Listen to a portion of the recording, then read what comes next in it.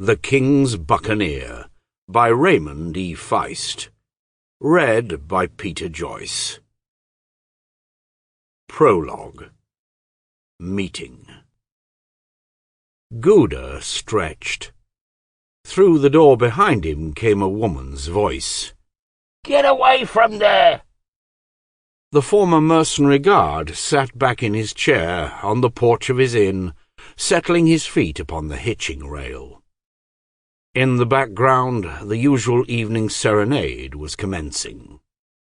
While rich travellers stayed at the large hostels in the city, or at palatial inns along the silvery beaches, the Inn of the Dented Helm, owned by Gouda Boulay, catered to a rougher clientele. Wagon drivers, mercenaries, farmers bringing crops into the city, and rural soldiers. "Do I have to summon the city guards?" cried the woman from inside the common room.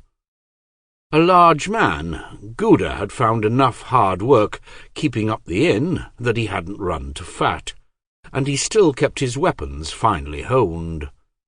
More times than he cared to recall, he had been forced to toss one or another customer through the door. Evenings, just before dining, were his favourite time of the day.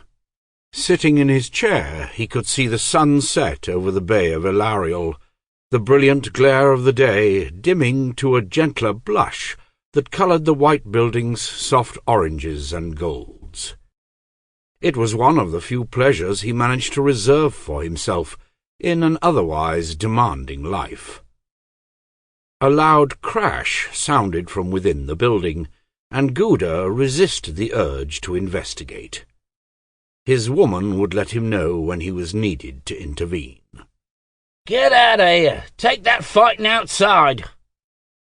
Gouda took out a dirk, one of the two he habitually wore on his belt, and absently began to polish it. The sound of broken crockery echoed from within the inn. A girl's shriek followed quickly after. Then the sounds of fists striking bodies joined in. Gouda looked at the sunset as he polished his blade. At almost 60 years old, his face was an aging map of leather, showing years of caravan guard duty, fighting, too much bad weather, bad food, and bad wine, dominated by an oft-broken nose. Most of his hair was gone on top, leaving him with a shoulder-length grey fringe that began halfway between crown and ears. Never one to be called handsome, he still had something about him, a calm, open directness that caused people to trust and like him. He let his gaze wander across the bay, silver and rose highlights from the sunset sparkling atop emerald waters, as seabirds squawked and dove for their supper. The heat of the day had gone, leaving a soft, cool breeze off the bay, faint with the tang of sea salt, and for a moment he wondered if life could be better for one of his low station.